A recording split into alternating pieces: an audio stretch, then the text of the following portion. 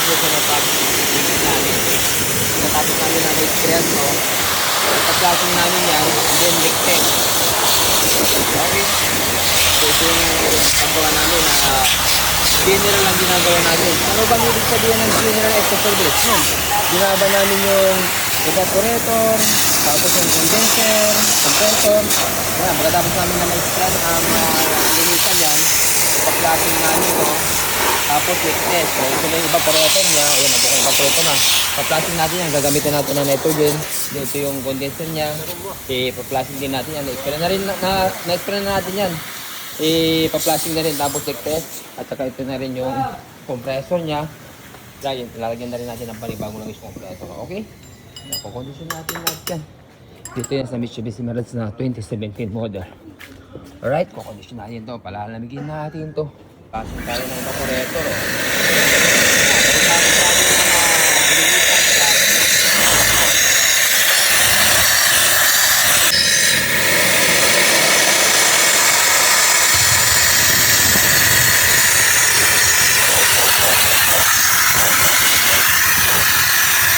Ayun. Ayun natin pa-flashing. Ito na. Liligpitan natin yung evaporator. Tapos natin na malinisan, flashing.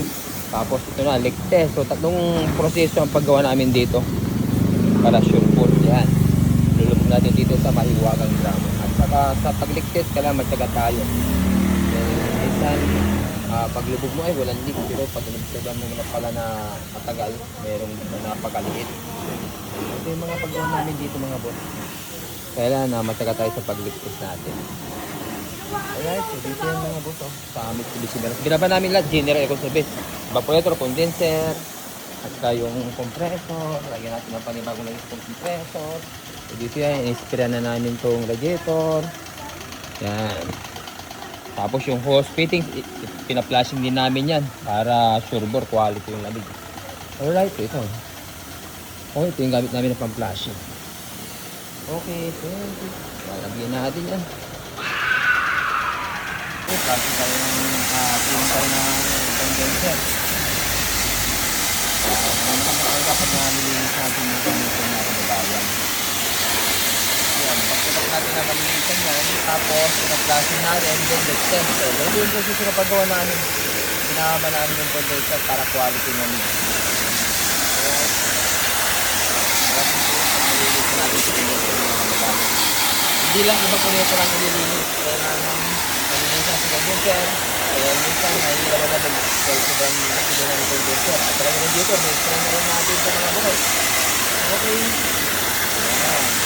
Pupalisin natin yung dito ha. Ito na ang gawang may. Gawang may pag-ibig. Okay, flashing tayo ng mga hose fittings. Ito yung procedure na paggawa namin dito mga boss. Ito yung flashing natin para may labas natin yung mga langis. Ayan. Pupalisin natin yun. Bukod sa na-flashing na namin yung condenser at saka evaporator, pati yung mga hose fittings, flashing, then yung compressor, lagyan natin ng panibagong langis. Alright, kukondisyon natin to, palalamigin natin to. Kaya tandaan nyo mabuti pag humina ang lamig ng aircon nyo. Hindi solusyon yung magpapagraka ng preyon. Well, hindi naman lalabas yung preyon kung walang mga dahilan mga kababayan. Alright, so kukondisyon natin yan. Okay, thank you.